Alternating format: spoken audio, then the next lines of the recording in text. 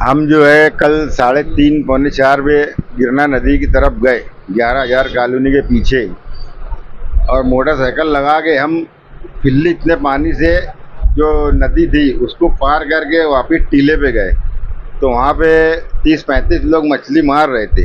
हम भी उनके बाजू में जाके बैठ के मछली मारना शुरू की। और 2-4 मिनट में मैं नीचे देखा तो घान वगैरह जिसको जलकुंबड़ी बोलते वो बहने लगी। और वो बहता हुआ मैं देख के अपने को तजुर्बा इतना है कि ये जब बहने लगी तो पानी बढ़ने का संदेशा है। तो मैं मेरे साथियों को और जो और लोग भी थे उन सबको मैं ये कहा कि जितनी स्पीड में आप लोगों भागना चाहे वो आप पानी के किनारे भागकर और नाले में से उस तरफ जाए। तो मेरे साथ में लाइक शिकारी जो फारूक शिकारी के लड़के रसूलपुरे में रहते हैं और उनका एक भांजा, हम टिबल सीट थे। मैं उन दोनों को जो है नाला पार करके बाहर निकाला। और उसके बाद अपने जफरा पहलवान नयापुरे के उनके भाई उनके दोस्त वगैरह को उनको भी बाहर निकाला। मैं उनको कहा कि तुम यहाँ से सीधा बाहर निकलते जाओ, आप आफियत से निकल जाएंगे। फिर एक आदमी को अनीस अहमद और अपना सुफियान अहमद और फारूक पहलवान का एक भाई, ये अपने दोस्त तो थे। मैं इनको कहा कि आप सीधा यहाँ से उठो और भागते हुए बिल्कुल नदी पार करना है, नहीं तो वरना ये पानी बढ़ जाएगा तो अपन सब लेने की देने हो जाएंगे। फिर इन्होंने जो है सब सामान उठा के भागना शुरू किया। ये भागते भागते फिर और भी गोल्डन नगर रैया चौक के लोग थे, फिर उनको भी मैंने कहा कि आप भी भागिए। फिर उसके बाद जो अनीस अहमद जब पानी के अंदर भाग के उस पार हुए तो ये डूबने लगे। मैंने इनको कहा कि आप रिटर्न आ जाओ, नहीं तो वरना आप जान से हाथ धो बैठेंगे। फिर 2 डिपो के थे, वो लोग भी मेरे सामने मतलब पानी में डुबकी लगा के वो पार निकल गए। मैंने देखा कि जब वो पार निकले तो मैं अल्हम्दुलिल्लाह मतलब ये कामयाब हो गए। अब मैं ये जो 14 लोग थे और मेरे को मिला के 15 लोग, ये हम 15 लोग जो है एक टीले के ऊपर जाके बैठे। मैंने इनको तसल्ली देना चालू किया कि यहाँ तक पानी कभी नहीं आएगा, अगर बड़ा पानी भी आ जाए, गिरना पुल भी डूब जाए तो यहाँ तक पानी कभी नहीं आएगा। तो हम यहाँ पे एकदम इत्मीनान से और सुकून से बैठेंगे। फिर मैंने राजू रहमान 62 वाले को फ़ोन करा, अदनान सेठ अप्पी उनको फ़ोन करा कि आप मुफ्ती साहब को फ़ोन करके बताओ कि ऐसा ऐसा हमारे साथ हादसा हुआ है। तो फिर अदनान सेठ और राजू सेठ मुफ्ती साहब को फ़ोन करे। फ़ोन करने के बाद मुफ्ती साहब हमारे रास्ते में आए। फिर उन्होंने मुझसे बात की फ़ोन के ऊपर। तो मैंने उनको सिचुएशन बताया कि मुफ्ती साहब ऐसा ऐसा यहाँ पे है, आप बेफिक्र रहे, आप सिर्फ सामने से इंतज़ाम कीजिए और रात भर अगर हमें रुकना पड़ा तो मैं इनको लेकर रुक सकता, इतनी हिम्मत अल्लाह पाक ने दी है। तो मुफ्ती साहब बोले मैं अब बिन फिक्र हो गया, मैं इंतज़ाम करता हूँ।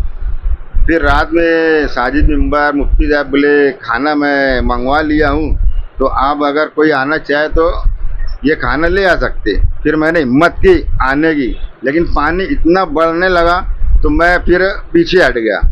फिर उसके बाद मुफ्ती साहब रात में फ़ोन करे। फिर ईदी अमीन ड्रोन से मतलब जो है तंगूत लगा के ये हमारे पास वो रस्सी भेज रही थी। तो पानी बरसात होने की वजह से ये कामयाब नहीं हो पाए। फिर इन्होंने कहा कि अब 4 बज गए हैं रात का, आप भी आराम करो, आपके साथी लोग को भी आराम करने दो। फिर उसके बाद हमने मुफ्ती साहब को फजर की नमाज के बाद फ़ोन किया। तो फ़ोन करे तो रास्ते में ही थे मुफ्ती साहब। फिर वो आए तो फिर वहाँ से हमारी फ़ोन पे बात हुई। फिर मुफ्ती साहब को हमारे फारूक पहलवान के भाई है, वो बोले कि मुफ्ती साहब आपको हेलीकॉप्टर का इंतज़ाम करना पड़ेगा जब भी हम निकलेंगे, क्योंकि यहाँ पानी कम नहीं हो रहा था। फिर मुफ्ती साहब फारूक पहलवान के भाई को बोले कि उस्मान गनी उनका नाम है, तो उस्मान गनी को बोले कि आप टेंशन मत लो, मैं हेलीकॉप्टर का ही इंतज़ाम करूँगा, क्योंकि नासिक की टीम, मालेगांव की टीम, धुलिया की टीम ये इनके पास में था ही नहीं, क्योंकि भाव इतना था कि ये कोई भी शख्स उस पार से इस पार नहीं आ सकता था। फिर हमें इत्मीनान दिलाए।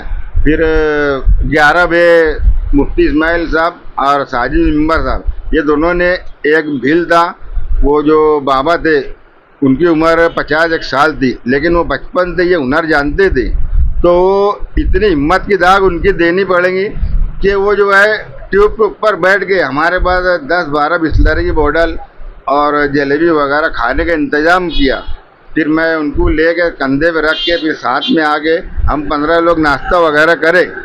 फिर मुफ्ती साहब को हमने फ़ोन लगाई, मुफ्ती साहब ये मतलब अब क्या हुआ? तो मुफ्ती साहब बोले आप बेफिक्र रहे, 11:30 या 11:15 बजे हेलीकॉप्टर आएगा। फिर वहाँ से जो आर्मी की टीम थी वो पूरी पब्लिक को पीछे करी। फिर वहाँ से अल्हम्दुलिल्लाह हमने लेफ्ट में टर्न मारा तो वहाँ पे हमको हेलीकॉप्टर दिखा, तो सबकी जान में जान आई। फिर उसके बाद वहाँ हेलीकॉप्टर 3 राउंड लगाने बाद फिर हमारे सामने उतरा, हमको पीछे किया। फिर वो हाथ से इशारा करा के 5-5 आदमी आप आगे आते जाओ।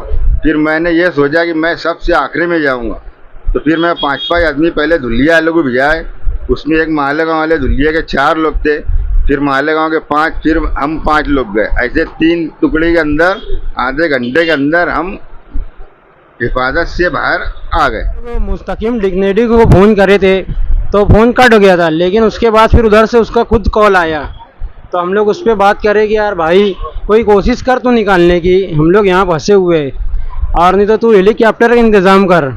तो वो हम लोग को कहते हैं कि तुम लोग हेलीकॉप्टर अपने दिमाग से निकाल दो, हेलीकॉप्टर आएंगा नहीं यहाँ पर, और तुम लोग या तो दरूद शरीफ पढ़ो या आयत करीमा पढ़ते रहो बोले।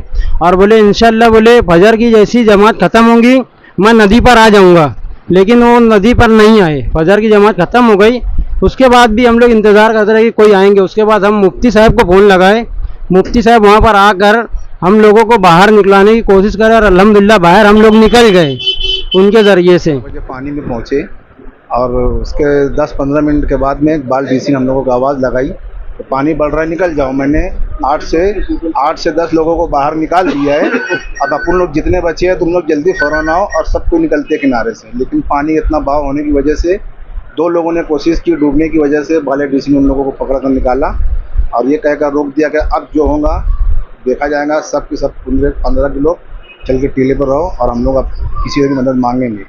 और हकीकत तो ये है कि हम लोगों ने जिस लीडर को देखा वो मुफ्ती साहब ही थे, बाकी और कौन आया कौन गया हम लोगों को नहीं पता। और हम लोग अभी फ़िलहाल बाकी खैर आफियत से यहाँ इनके ऑफिस में इनके शुक्रगुजार के लिए मौजूद थे। खाने का इंतज़ाम भी माशाअल्लाह साजिद भाई के ज़रिए और मुफ्ती साहब की कोशिश ज़रिए हम लोगों को मिल गया था। थोड़ी जान में जान आई, नहीं तो 2 लोग की तबीयत गड़बड़ हो गई थी खाने और भूख की वजह से। लेकिन अभी फ़िलहाल सब 2 लोगों ने किया। हाँ मतलब इन्हीं लोगों की कोशिश थी बाहर से, बाकी और दूसरों को नहीं पता हम लोगों को।